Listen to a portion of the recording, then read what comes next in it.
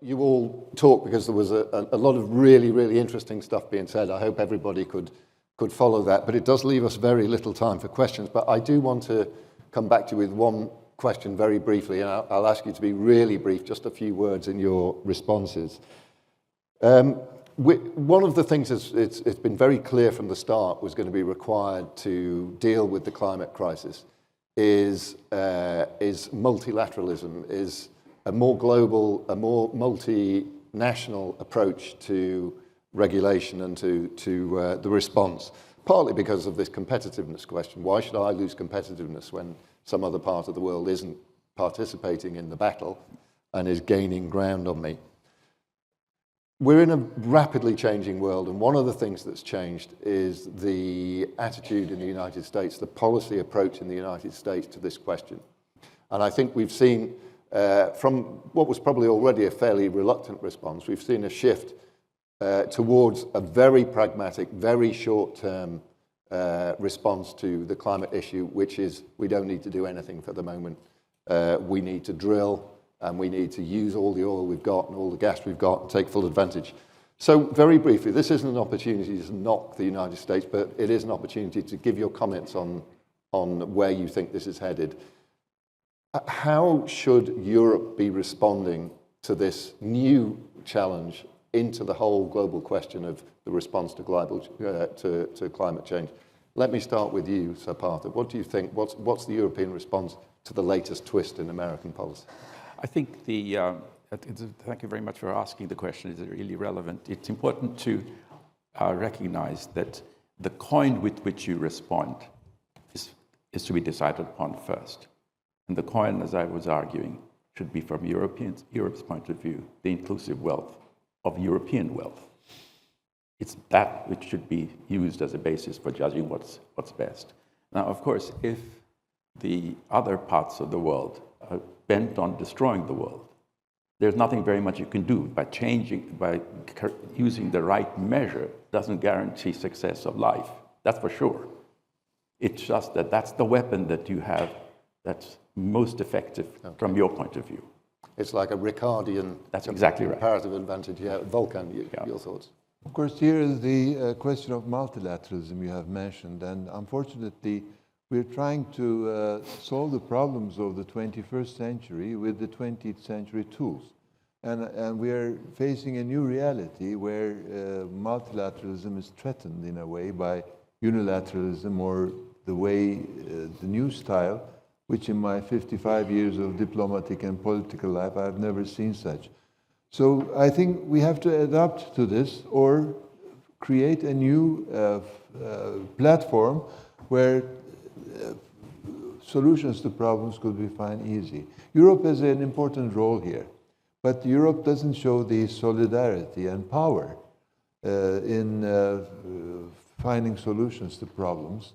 It has its own problems, indeed, where it doesn't show the picture to the rest of the world that they are sufficiently powered to go for it. And of course, the other problem we have is we are creating so much sophisticated papers from very sophisticated people around in the United Nations, Europe, everywhere, but it doesn't reach to the people on the street. People on the street need to have different styled prepared papers where they can understand. We're talking about the SDGs. If you ask the ordinary people, what is the SDGs? They say, all of them are very good. Which one do you prefer? I prefer all of them. Yeah.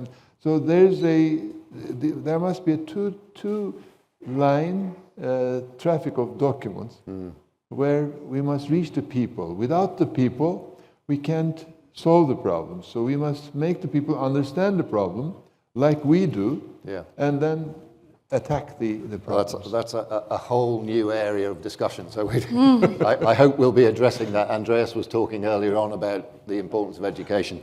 It will be one of the sub-themes, I'm sure, of the day ahead. Shaba, your response. Alistair, your question about what to do with the climate change mitigation and the different attitudes of different countries. Ladies and gentlemen, we are talking about global common goods, which have been impacted by the activities of all of us, to a different extent, but by all of us. If we pretend that we don't pay attention to the impact of our activities to the global common goods, we may believe that it will pass away, but unfortunately it will not. The so-called externalities of our actions, be them positive or negative, now we are talking about negative externalities, do not only remain with us, but they accumulate and they even aggravate each other. So that's why these aggravated and aggregated externalities, we call them today climate crises, water crises, food crises, pandemics, and many others. So we either acknowledge that all our activities have externalities and we are responsible for those externalities and we have to address those externalities, or problems will grow over us. That's why I'm very much supporting the notion of let's start a new economic thinking, which is not only thinking in terms of GDP, it's a very important part of our realities, but let's start calculating all the values what we create and all the values what we destroy or consume. The balance of the two will be the result what we call development or regression. Europe, I think, will need to lead the way on this thinking. Okay, Kateryna, this question of unpredictable, let's put it, US policy may be slightly sharper for you than for the rest of the panel, but limiting yourself to the context of our discussion, which is the European response to the green transition. What are your thoughts on the direction that American policy is taking and how Europe should respond to that? Well, first of all, regarding Europe, I'd like to say that maybe the war would not have started if Europe hadn't sent Putin $1 billion every month for the purchase of oil and gas. And as a result, that has caused over $71 billion of environmental loss in Ukraine, and 4 million acres of our land has been contaminated.